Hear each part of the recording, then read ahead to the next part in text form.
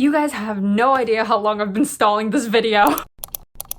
Okay, so I think in total I have around 313 books. That's including the ones I've recently bought. I even bought 2 today. So before we get to the actual bookshelf, which you can see here, I'm gonna go over the books that are not on the shelf because I do keep like 3 specific books beside my bed and also like the newer ones are right here that I haven't organized yet. So this is just gonna be me showing you guys every single book I have in my room. Okay, first, the ones beside my bed, we have The Foxhole Court, The Raven King, The King's Men by Nora Sakovic. Yes, I do keep the Alfred Games trilogy beside my bed. We do not question it, okay? Also, I'm not showing you guys the bed because I did not fix it whatsoever. Okay, then we have the ones I haven't organized. A Curious Beginning by Deanna Raybourn, which is the first book in the Veronica Speedwell series. The new cover of Forget Me Not by Alison Derrick. I believe this is her debut solo novel. First 2 books in the Vampire Academy, and Frostbite. Eleanor Oliphant by Gail Honeyman. The Spanish Love Deception by Elena Armas. Really beat up copy of The Love Hypothesis by Ali Hazelwood. Okay, starting with this first shelf, we have Ace of Spades, Children of Blood and Bone, The Color of the Sun, What You Are Looking For Is in the Library, The Traveling Cat Chronicles, which is so